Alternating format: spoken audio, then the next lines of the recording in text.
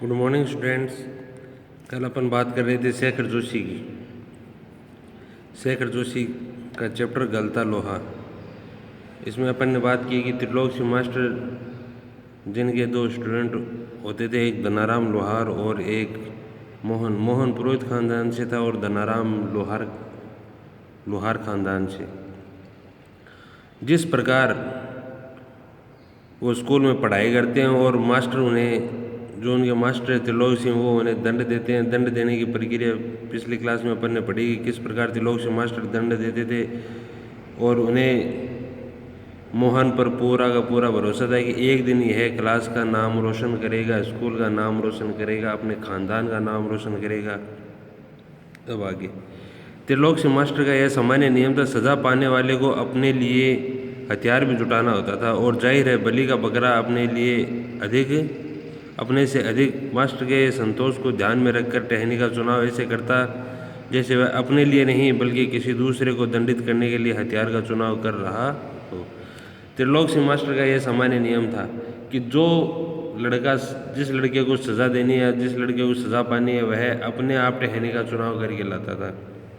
मोटी टहनी लानी है या पतली लानी है, लेकिन उससे मास्टर त्रिलोकी सिंह को संतोष होना चाहिए कि हाँ, मैंने इसे दंड देकर ठीक काम किया है और ये टहनी ठीक लेकर आया है। धनाराम की मंदबुद्धि रही हो या मन में बैठा हुआ डर कि पूरे दिन घोटा लगाने पर भी उसे तेरे का पहाड़ा याद नहीं हो पाया था। अब चाहे तो धनाराम की मंदबुद्धि मान लो कि उसका दिमाग कम चलता है, मंदबुद्धि यानी दिमाग कम चलता है, और चाहे उसके मन में जो डर बैठ गया हो कि अगर तेरे का पहाड़ा अपन ने नहीं सुनाया तो मास्टर त्रिलोकी सिंह आज अपन को खूब पिटेंगे।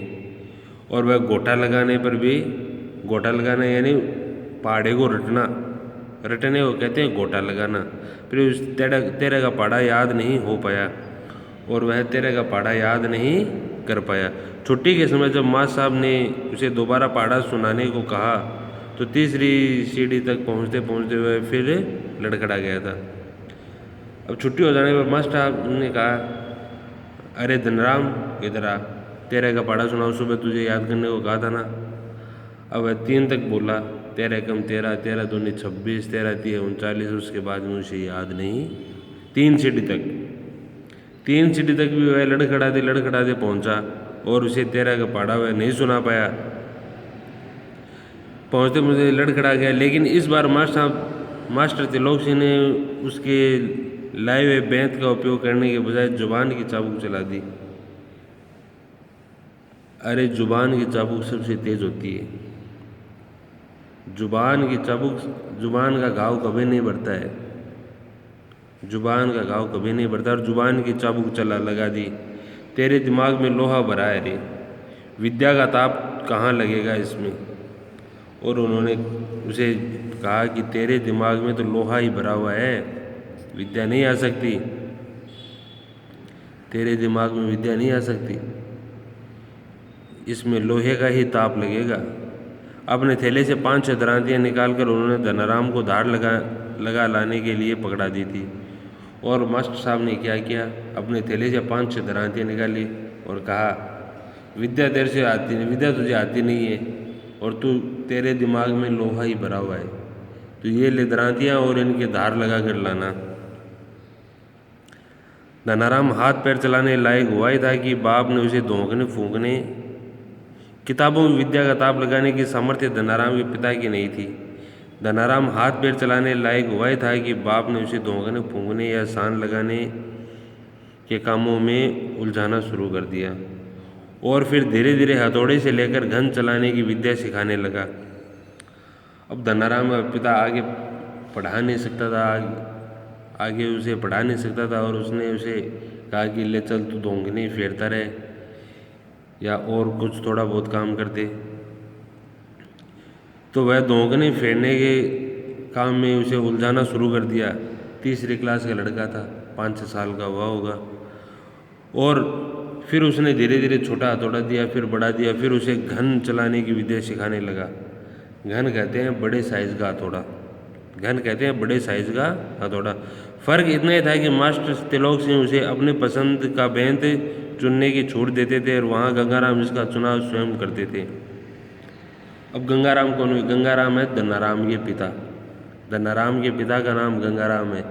यहाँ पर धनाराम के पिता और धनाराम के मास्टर त्रिलोक सिंह में सिर्फ इतना ही फर्क है कि मास्टर त्रिलोक सिंह तो दंड देने के लिए उसे स्वयं चुनकर लाने को कहते थे बेंत, और धनाराम का पिता जो गंगाराम है वह स्वयं उसका चुनाव करता था। वह स्वयं उसका चुनाव करता था। जरा सी गलती होने पर छड़ बेंत हत्ता जो भी हाथ लग जाता उसी से अपना प्रसाद दे देते। प्रसाद देना यानी दंड देना। उनके हाथ में चाहे बेंत लग गई हो, चाहे छड़ लग गई और चाहे डंडा लग गया, अगर धनाराम ने गलती की तो उसी से वह प्रसाद दे दिया करते थे, यानी उसी से उसे दंड दे दिया करते थे। एक दिन गंगाराम अचानक चल बसे तो धनाराम ने सहज भाव से उनकी विरासत संभाल ली और पास पड़ोस के गांव वालों को याद नहीं रहा कि कब गंगाराम ने के ऑफर को धनाराम का ऑफर कब गंगाराम के ऑफर यानी घर को धनाराम का घर कहने लगे। प्राइमरी स्कूल की सीमा लांघते ही मोहन ने छात्रवृत्ति प्राप्त कर त्रिलोक सिंह मास्टर की भविष्यवाणी को किसी हद तक सिद्ध कर दिया तो साधारण हैसियत वाले यजमानों की पुरतोही करने वाले वंशीधर तिवारी का हौसला बढ़ गया और वे भी अपने पुत्र को पढ़ा लिखा कर बड़ा आदमी बनाने का स्वप्न देखने लगे। पीढ़ियों से चले आते पैतृक धंधे ने उन्हें निराश कर दिया था। पैतृक यानी पुश्तैनी, पैतृक धंधा होता है पुश्तैनी।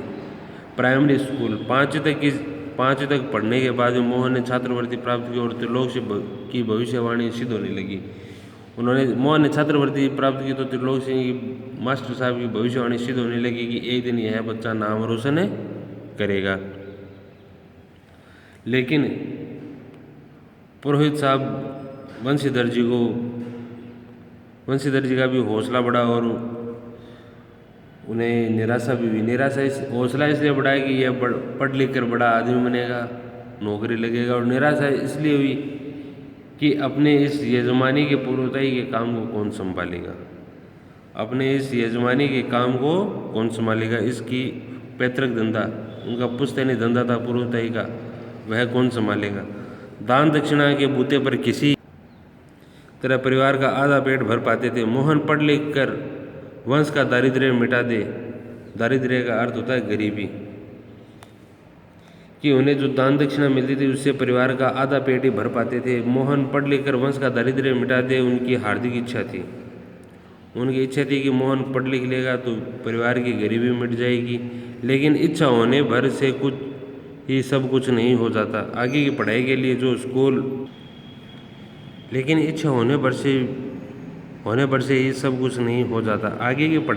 जो स्कूल था वह गांव से 4 मील दूर था। 2 मील की चढ़ाई के अलावा बरसात के मौसम में रास्ते में पड़ने वाली नदी की समस्या अलग थी। तो वंशीधर ने हिम्मत नहीं हारी और लड़के का नाम स्कूल में लिखा दिया। बालक मोहन लंबा रास्ता तय करके स्कूल जाता और छुट्टी के बाद थका मांदा आता घर लौटता तो पिता पुराणों की कथाओं में विद्या व्यसनी बालकों का उदाहरण देकर उसे उत्साहित करने की कोशिश करते रहते। उत्साहित करना यानी बालक का मोहन का मनोबल बढ़ाने की कोशिश करते रहते। वर्षा के दिनों में नदी पार करने की कठिनाई को देखते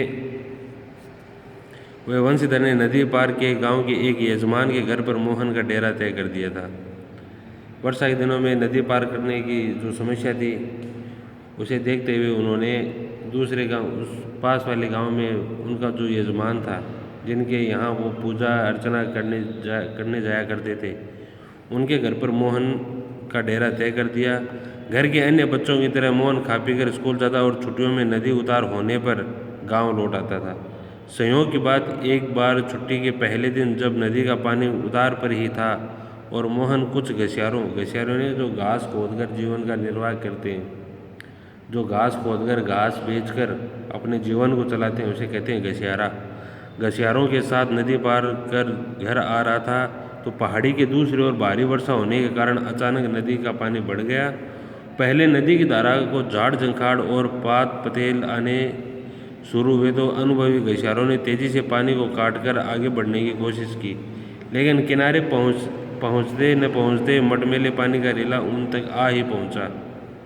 जब तक घसियारों के साथ मोहन था, घसियारे और मोहन नदी के किनारे तक पहुँचे तब तक पानी का तेज बहाव उनके पास आ गया था। वे लोग किसी प्रकार सकुशल इस पार पहुंचने में सफल हो सके। इस घटना के बाद वंशीधर घबरा गए और बच्चे के भविष्य को लेकर चिंतित रहने लगे। वंशीधर घबरा गए। क्यों घबरा गए? उन्होंने सोचा कि आज यह इस प्रकार की घटना हुई है, पता नहीं कब और इस प्रकार की घटना हो जाए, बच्चा पानी के साथ बह जाए, इस प्रकार का उन्हें डर रहने लगा। बिरादरी के एक संपन्न परिवार का युवक रमेश उन दिनों लखनऊ से छुट्टियों में गांव आया हुआ था।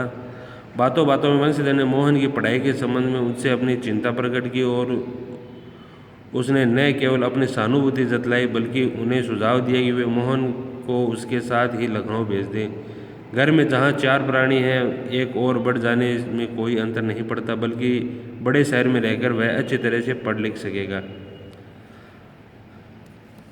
अब उनकी बिरादरी का यानी उनके परिवार का एक लड़का रमेश जो कि लखनऊ में रहता है और वह गांव आता है, मोहन के पिताजी के पास बैठता है और वह मोहन के पिताजी उनसे कहते हैं, उनसे अपने व्यथा प्रकट करते हैं, अपना दुख प्रकट करते हैं कि मेरा जो लड़का है गांव के पार स्कूल में जाता है, बीच में नाला पड़ता है, बरसात के दिनों में समस्या होती है। तो रमेश ने कहा कि कोई बात नहीं, आप मेरे साथ भेज दीजिए, कुछ दिन वहाँ पर रहेगा, पढ़ लेगा, कोई दिक्कत नहीं। हम 4 लोग रह रहे हैं, 5 रह लेंगे, क्या दिक्कत है। वंशीधर को रमेश के रूप में साक्षात भगवान मिल गए। अब वंशीधर जी ने सोचा कि ये तो भगवान का रूप है, उन्हें साक्षात भगवान मिल गए। उनकी आंखों में पानी छल छलाने लगा। भरे गले से वे केवल इतना ही कह पाए कि बिरादरी का यही सहारा होता है। और उन्होंने उनका आभार प्रकट करते हुए कहा कि बिरादरी वालों का तो यही सहारा है। छुट्टियां शेष होने पर रमेश वापस लौटा तो माँ बाप और अपनी गांव की दुनिया से बिछुड़कर सहमा सा मोहन भी उसके साथ लखनऊ आ पहुंचा। छुट्टियां शेष होने के बाद यानी छुट्टियां पूरी होने के बाद जब रमेश वापस लखनऊ जा रहे हैं तो उनके साथ मोहन भी अपने माँ बाप से बिछुड़कर लखनऊ चला जाता है। अब मोहन की ज़िंदगी का एक नया अध्याय शुरू होता है, यानी अब मोहन की ज़िंदगी में एक नए युग का आरंभ होता है। घर की दोनों महिलाओं, जिन्हें वह चाची और भाभी कहकर पुकारता था, का हाथ बंटाने के अलावा धीरे धीरे वह मोहल्ले की सभी चाचियों और भाभियों के लिए कामकाज में हाथ बंटाने का साधन बन गया। अब उस घर में मोहन के साथ क्या होता है, घर में उसकी एक चाची और एक भाभी लगती थी। वो दोनों उसे कहती, मोहन ये काम कर दे, मोहन वो काम कर दे, तो वो क्या है काम कर देता। बेचारा उसकी काम करना ही पड़ता। क्यों करना पड़ता? क्योंकि वह उनके पास रह रहा था, उनके यहाँ खाना खा रहा था, तो उसका कर्ज तो चुकाना ही पड़ता है। फिर घर वालों का काम करते करते मोहल्ले के लोग भी मोहन से कहने लगे, मोहन ये काम करते, मोहन वो काम करते। मोहल्ले वाले, मोहन थोड़ा दही तो ला दो बाज़ार से, मोहन ये कपड़े धोबी को दे तो आ, मोहन 1 किलो आलू तो ला दे। औसत दफ्तरी बड़े बाबू की हैसियत वाले रमेश के लिए मोहन को अपना भाई बिरादर बतलाना अपने सम्मान के विरुद्ध जान पड़ता था और घरेलू नौकर से अधिक हैसियत वह नहीं देता था। अब जो दफ्तर के अंदर बाबू हैं, रमेश बाबू, जिनके साथ मोहन आया था गांव से लखनऊ, वो क्या है कि परिवार मोहल्ले में साथ वालों को यह कहने में उन्हें बड़ा संकोच होता है। देखो, क्योंकि वो बेचारा एक गरीब परिवार से था, वो थोड़ा संपन्न परिवार से, तो यह कहने में उसे बड़ा संकोच होने लगा कि ये तो मेरा भाई है। वो उनसे कहते, नहीं साहब ये मेरा नौकर ही है, और उसे नौकर से ज़्यादा की हैसियत नहीं देते थे। इस बात को मोहन भी समझने लगा था। थोड़ी बहुत हिला हवाली करने के बाद रमेश ने निकट के ही एक साधारण से स्कूल में उसका नाम लिखवा दिया। लेकिन एकदम नए वातावरण और रात दिन के काम के बोझ के कारण गांव का वह मेधावी छात्र शहर के स्कूली जीवन में अपनी कोई पहचान नहीं बना पाया। घर में तो उसे पढ़ने का मौका मिलता नहीं था। घर में तो सारे दिन वह घर की औरतें उसे काम के लिए इधर भेजती उधर भेजती, मोहल्ले वाले भेजते थे, और गांव का होनहार बालक शहर में आकर एकदम से अपनी कोई पहचान नहीं बना पाया, एकदम से कमज़ोर हो गया। उसका जीवन एक बंदी बंधाई लीक पर चलता रहा। साल में एक बार गर्मियों की छुट्टियों में वह गाँव जाने का मौका भी तभी मिलता जब रमेश उसे घर का कोई प्राणी गांव जाने वाला होता, वरना उन छुट्टियों को भी वह अगले दर्जे की तैयारी के नाम पर उसे शहर में गुजार देना पड़ता था। अब जब फाइनल के एग्ज़ाम होने के बाद में गर्मी की छुट्टियां होती है तो वह जब गांव जाने का उसका मन करता है, गांव जाने का तो करता ही है मन, गांव जाने का मन करता है तो रमेश उसे कहता आपको गांव नहीं जाना है, आगे की क्लास की तैयारी करनी है। वह उसे ऐसा क्यों कहता? क्योंकि उसे तो एक नौकर का काम मिल रहा था, उसे एक नौकर को पैसे नहीं देने पड़ रहे थे और वह घर का पूरा काम कर देता था, इसलिए उसे गांव नहीं जाने देता और दूसरे दर्जे की तैयारी का बहाना कर लेता। सवाल रमेश और उसकी गृहस्थी की सुविधा असुविधा का था, यानी कि उसे दूसरे दर्जे की पढ़ाई के लिए इसलिए बोलता है कि अगर ये गांव चला जाएगा तो घर का काम कौन करेगा और उन्हें असुविधा होगी। मोहन ने परिस्थितियों से समझौता कर लिया था और कोई भी चारा नहीं था। मोहन ने परिस्थितियों से समझौता कर लिया कि भाई अब और तो क्या कर सकते हैं, रहना ही पड़ेगा। घर वालों को अपनी वास्तविक स्थिति बतलाकर वह दुखी नहीं करना चाहता था। वंशीधर उसके सुनहरे भविष्य के सपने देख रहे थे, लेकिन घर वालों को ऐसे पता थोड़ी था कि उससे ये काम करवाते हैं और वह उन्हें तकलीफ भी नहीं देना चाहता था। और उसके जो पिताजी हैं वंशीधर, वह उसके सुनहरे भविष्य की कामना कर रहे थे, सपने देख रहे थे कि मेरा बच्चा शहर में लखनऊ में पढ़ रहा है और पढ़ लिख कर वह बड़ा आदमी बनेगा, ऐसे सपने देख रहे। 8वीं कक्षा की पढ़ाई समाप्त कर छुट्टियों में मोहन गांव आया हुआ था। जब वह लौटकर लखनऊ पहुंचा तो उसने अनुभव किया कि रमेश के परिवार के सभी लोग जैसे उसके आगे की पढ़ाई के पक्ष में नहीं है।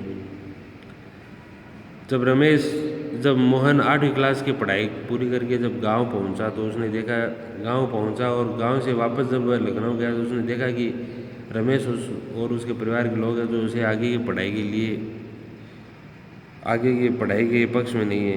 बात घूम फिर कर जिस ओर से उड़ती वह इसी मुद्दे पर बात को वह घुमा फिरा कर ऐसे कहते कि BA MA करे हुए भी लाखों लोग बेरोजगार घूम रहे हैं, ऐसे पढ़ाई में क्या फ़ायदा है, आपकी घर की स्थिति ठीक नहीं है, आपको पढ़ना चाहिए, आपको कुछ काम करना चाहिए, ये करना चाहिए, वो करना चाहिए। इस तरह की बातें घुमा फिरा कर एक ही मुद्दे पर आकर ख़त्म हो जाती है कि हज़ारों लाखों BA MA मारे बेकार फिर रहे हैं, ऐसी पढ़ाई से तो अच्छा है कोई आदमी हाथ का काम सीख ले। रमेश ने अपने किसी परिचित के प्रभाव से उसे एक तकनीकी स्कूल में भर्ती करा दिया। मोहन की दिनचर्या में कोई विशेष अंतर नहीं आया, वह पहले की तरह स्कूल और घरेलू कामकाज में व्यस्त रहता। धीरे धीरे 1.5-2 वर्ष का यह समय भी बीत गया और मोहन अपने पैरों पर खड़ा होने के लिए कारखानों और फैक्ट्रियों के चक्कर लगाने लगा। टेक्नीशियन का काम उसने सीख लिया तो वह फैक्ट्रियों में फिरने लगा। वंशीधर से जब भी कोई मोहन के विषय में पूछता तो वे उत्साह के साथ उसकी पढ़ाई की बाबत बताने लगते कि मन ही मन उसको विश्वास था कि वह एक दिन बड़ा अफसर बनकर लौटेगा। वंशीधर को बड़ा पूरा था कि एक दिन मेरा बेटा बड़ा अफसर बनकर लौटेगा, लेकिन जब उन्होंने वास्तविकता ज्ञान हुआ तो न सिर्फ गहरा दुख हुआ बल्कि लोगों को अपने स्वप्न भंग की जानकारी देने का साहस नहीं जुटा पाए। अब उनको अपने बेटे की असलियत के बारे में पता चल गया कि उसे किस प्रकार की पढ़ाई शहर में मिली है, किस प्रकार का उसे काम मिला है। धनाराम ने भी एक दिन उनसे मोहन के बारे में पूछा।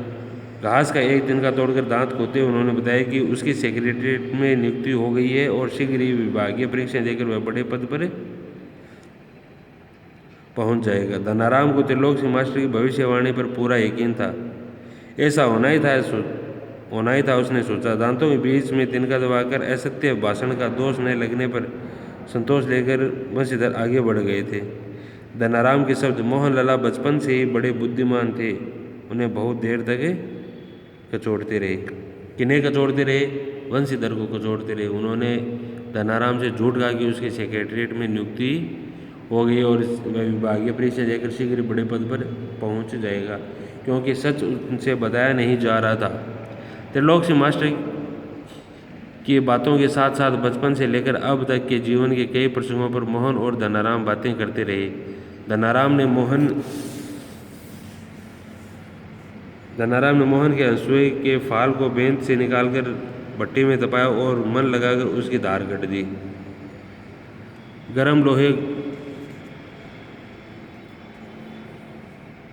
गर्म लोहे को हवा में ठंडा होने में काफ़ी समय लग गया था। धनाराम ने उसे वापस बेंत पहनाकर मोहन को लौटाते हुए उसे अपने भूल चूक के लिए माफ़ी मांगी हो।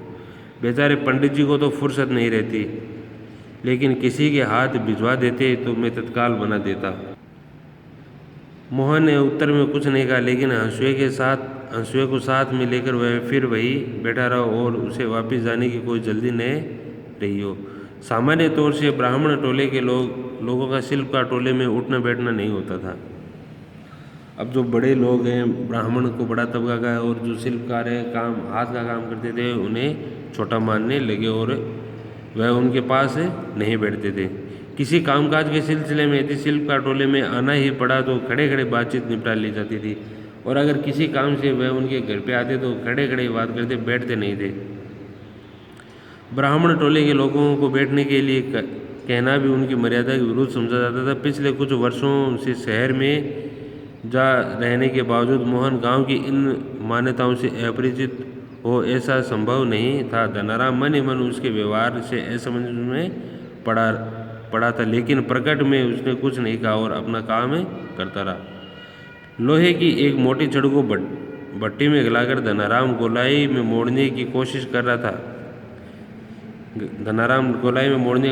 रहा था कि एक हाथ से संडा से पकड़कर जब वह दूसरे हाथ से हथौड़े की चोट मारता तो निहाई पर ठीक गार्ड में सिरा न फंसने के कारण लोहा उचित ढंग से नहीं मुड़ पा रहा था। मोहन कुछ देर तक उसे काम करते हुए देखते रहा। फिर जैसे अपना संकोच त्यागकर उसने दूसरी पकड़ से लोहे को स्थिर कर लिया और धनाराम के हाथ से हथौड़ा लेकर नबी तुली चोट मारते अभ्यस्त हाथों से धोंकने फूंककर लोहे को दोबारा भट्टी में गर्म करते और फिर निहाई पर रखकर उसे ठोकते पीटते सुघड़ गोले का रूप दे डाला। मोहन का यह हस्तक्षेप इतनी फुर्ती और आकस्मिक ढंग से हुआ कि धनाराम को चूक का मौका ही नहीं मिला। अब क्या होता है, धनाराम और मोहन दोनों बैठे बैठे बात करते हैं। मोहन हंसुआ लेकर आता है और धनाराम से कहता है कि इसके धार लगाने, और धनाराम उस पर धार लगा देता है। अब धनाराम को एक लोहे की छड़ है जो गोलाई में मोड़नी है, वह उसे अपनी भट्टी में तपाता और निहाई जो लोहे का मोटा टुकड़ा है जिस पर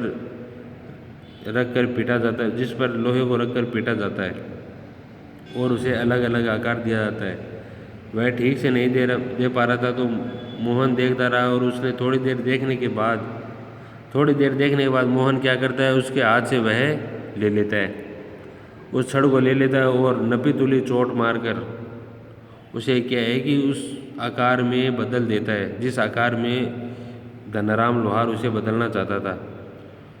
मोहन के इस काम को देखकर धनाराम लोहार आश्चर्यचकित रह जाता है। वह अवाक मोहन की ओर देखता रहा।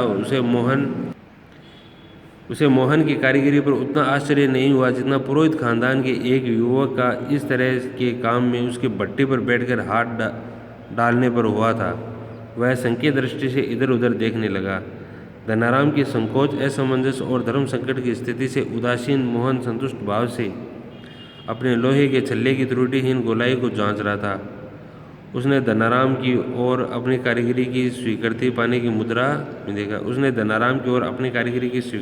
मुद्रा में देखा। उसकी आंखों में एक सर्जक की चमक थी जिसमें न स्पर्धा थी और न किसी प्रकार की हार जीत का भाव। अब धनाराम क्या करता है, धनाराम सोचने लगा कि अरे, पुरोहित खानदान का आदमी लोहार की भट्टी के पास बैठा है और उसका काम कर रहा है, यह उसके धर्म के विरुद्ध है। लेकिन धनाराम के इस संकोच और असमंजस और धर्म संकट की स्थिति होने पर वह क्या है कि उसकी ओर देख रहा है, और मोहन है वो धनाराम की ओर नहीं देख रहा है, बल्कि उसने उस छड़ जिसको गोल किया उसकी ओर देख रहा है कि मैंने इस काम को पूरा कर दिया। इस प्रकार एक होशियार और मेधावी बालक जो शहर में अपने परिचित के पास जाकर किस प्रकार अपनी जिंदगी से विमुख हो जाता है और अपने काम से विमुख हो जाता है, और गांव में आकर वह एक लोहार के पास बैठकर काम करने लग जाता है। अब इसके क्वेश्चन आंसर।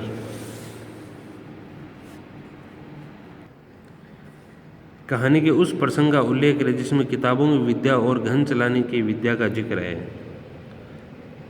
इसमें जब धनाराम मास्टर त्रिलोक सिंह को तेरे का पहाड़ा नहीं सुना पाया, धनाराम लोहार मास्टर त्रिलोक सिंह को तेरे का पहाड़ा नहीं सुना पाया स्कूल की छुट्टी होने के बाद, तो मास्टर ने उसे कहा तेरे दिमाग में विद्या नहीं है, तेरे दिमाग में लोहा भरा हुआ है, तेरे दिमाग में लोहा भरा है रे, विद्या का ताप कहाँ लगेगा इसमें।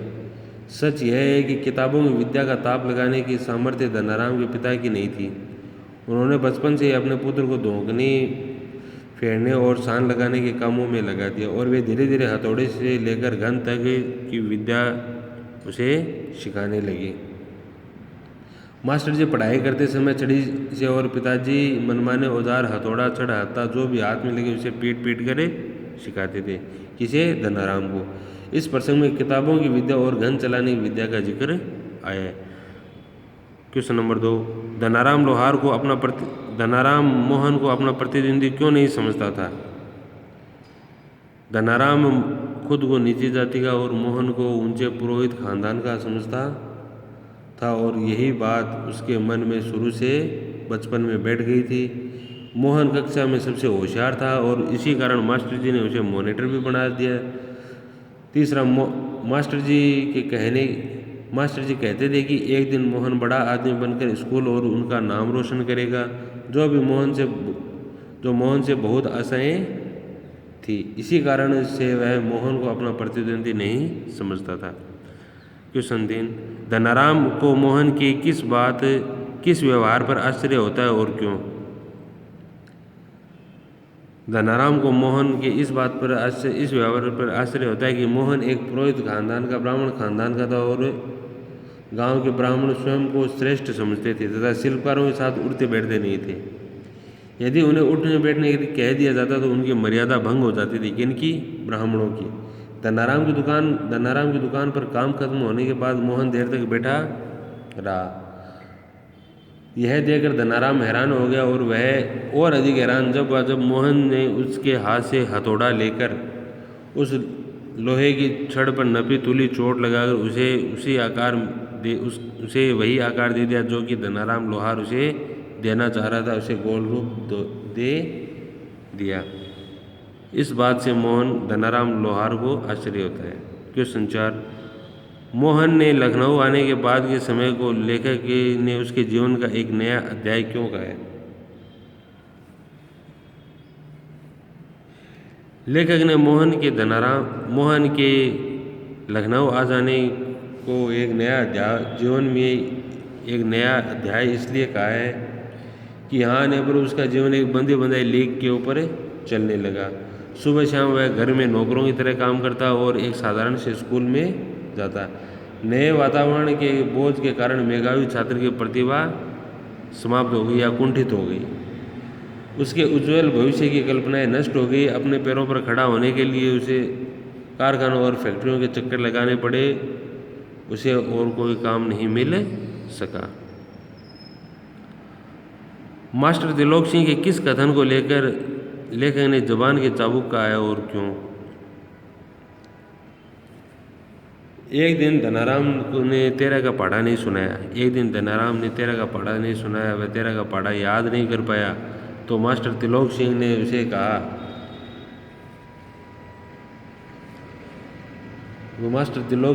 कि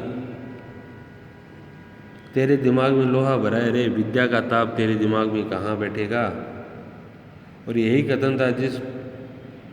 वह कथन था जिसे पाठ में लेखक ने जुबान के चाबुक कहा है, क्योंकि धनाराम एक लोहार का बेटा था और मास्टर जी का यह कथन उसे मार से अधिक चुभ गया। जैसा कि वह भी कहा भी जाता है कि मार का घाव भर जाता है लेकिन जुबान का घाव कभी नहीं बढ़ता। और यहीं से धनाराम निराश हुआ और निराशा के कारण वह आगे की पढ़ाई नहीं जारी कर सका। बिरादरी का क्या सहारा होता है? किसने किससे कहा? बिरादरी का यही सहारा होता है। किसने किससे कहा? यह बात वंशीधर ने रमेश से कही। किस प्रसंग में कहा?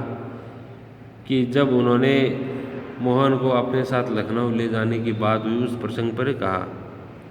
किस आशय से कहा?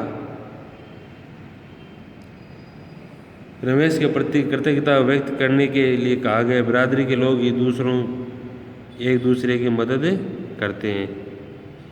क्या कहानी में यह आशय स्पष्ट हुआ है? कहानी में यह आशय स्पष्ट नहीं हुआ है। रमेश अपने वायदे को पूरा नहीं कर पाया। वह मोहन को घरेलू नौकर से अधिक कुछ नहीं समझता था और उसके परिवार ने उसका खूब शोषण किया, मोहन का खूब शोषण किया और एक प्रतिभाशाली विद्यार्थी का भविष्य चौपट कर दिया। अंत में उसे बेरोजगार कर वापस घर भेजा। उसकी आंखों में एक सर्जक की चमक थी। कहानी का यह वाक्य किसके लिए है? यह वाक्य मोहन के लिए। यह वाक्य किसके लिए कहा गया है? मोहन के लिए। किस प्रसंग में कहा गया है? जब मोहन ने धनाराम की दुकान पर हंसुए में धार लगवाने आता है और काम पूरा हो जाने पर भी वह बैठा रहता है। धनाराम एक मोटी लोहे की छड़ गर्म करके उसे गोल घेरा बनाने का प्रयास कर रहा होता है, परंतु सफल नहीं हो पा रहा है। मोहन अपनी जाति की परवाह न करके और हथौड़ा धनाराम से लेकर वह उसे उस आकार देता है तो धनाराम